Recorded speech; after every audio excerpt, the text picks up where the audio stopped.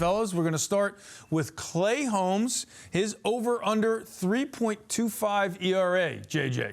I know Clay Holmes is a revelation this spring, and all of these smart, astute baseball people that I hang out with on BNY are telling me, hey, he's going to be an all-star, he's going to have a big year, he's going to be able to make the transition as a big-time starter. I'm still not there yet. I need to see it in regular season games. I think he's going to have a significant role on the team. I think he's going to help the New York Mets. A 3.25 ERA, CeeLo. That is a very, very low ERA. He's not pitching out of the bullpen anymore. I'm going over. I'm over as well for all the reasons you just said. If the Mets get an under on that, and it's an extended body of work for him in the starting rotation, that is a major win for David Stearns and Jeremy Hefner and the pitching lab, the gurus, whatever names you want to use. So, look, it's interesting and great that he's the opening day starter, and I know it looked good in the spring, but, you know, hasn't had to deal with that type of workload and that type of role across 162 games. So if he somehow goes under that, I'm going to be very impressed. If he goes under that, the Mets are rolling. Yeah. Okay, let's see that. All right, Chris, let's go back to you. Brett Baty, over under 100 games started. I'm actually going to go over on this one, which is maybe a little bit out of left field. He said it once before, but I know it's not maybe trending towards that direction with what Mark Vientos showed last year, and he's obviously solidified himself as the third baseman. But, you know, injuries happen. What you're dealing with Jeff McNeil right now, you know, Luis Angel Acuna hasn't exactly grabbed a role, you know, in a firm way or anything from that sort of situation. So I would say it's similar to what we said in the first segment about Tyler McGill. If not now, when with Brett Baty? To this point, he's been a quadruple A player. It's gone well triple A, not so well at the big league level. But I just think the way today's game works, baseball, unexpected things, injuries, I think he could find himself into the lineup maybe a little bit more than we're expecting right now. I think this is a really sharp number, so whoever set this line here from our wonderful staff is spot on. Check with you? No, I didn't set the line, right. But I'm going under here because of games started. There's still a lot of competition in Metland. Jeff McNeil at some point at second base. Acuna, and he was tremendous down the stretch. He provides a dynamic of speed and athleticism that I think could really complement these new rules in baseball. And I think you're going to want to see more of him, but I don't think Brett Baty is going to get there. Now, if he goes and takes what he's been able to do in spring training and runs with it in the month of April, then he's going to shatter it because then the Mets are never going to take him out of the lineup. So it's on you. You had a great spring. Everybody's raving about you.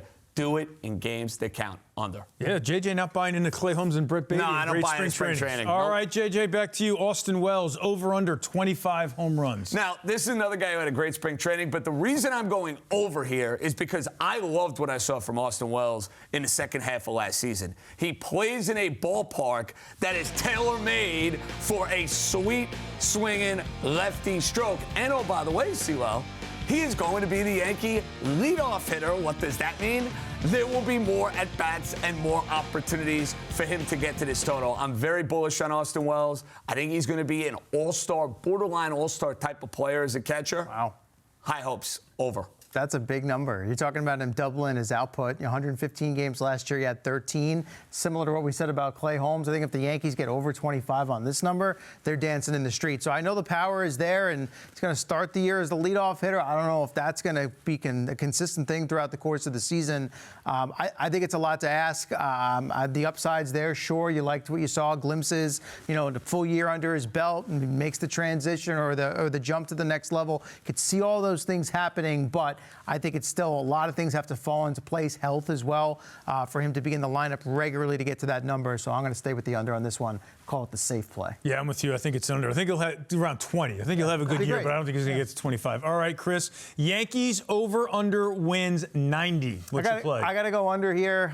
There's just a lot of question marks, things that I don't necessarily love. The injuries at the very top of the list, obviously. And look, all teams deal with that. We understand that's the way baseball works in this day and age, certainly 2024, 2025, the last 5-10 years, whatever you want to throw out there. And you got to find ways to overcome that. The Yankees, for the most part, have found ways to overcome that year in and year out. But similar to having the need to see it, needing to see it proven, just a lot of question marks and holes, injuries. What does Dominguez do? How does this rotation fare with some of the guys they've lost already? How does this new look bullpen fare?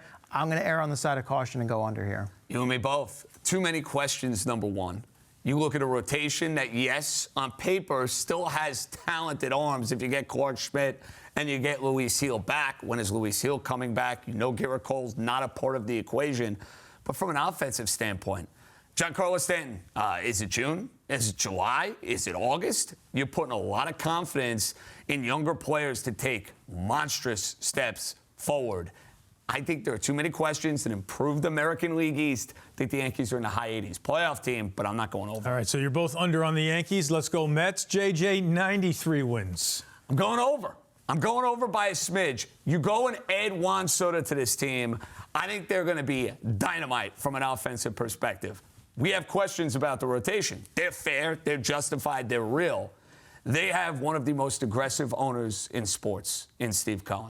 You throw in David Stearns at the trade deadline, I think the Mets will be a very aggressive buy to go and get themselves some starting pitching. They're winning in the mid-90s. I could definitely see them going over it, but I'm going to go under by a smidge. All the questions that we've talked about that you just mentioned, let me see them get out of the gate a little bit better, right? That was an issue. It's been an issue for a couple of years. It was an issue last year in Carlos Mendoza's first go-around as manager. Lindor and Alonso take a while to get going. Yes, the addition of Soto by himself should help them go from 89 to at least into the low to, as you're saying, mid-90s. But I need to see more from the pitching staff. I need to see the consistency until Minaya gets back. I need to see Senga get healthy. I can kind of go down the list of things that have to go right.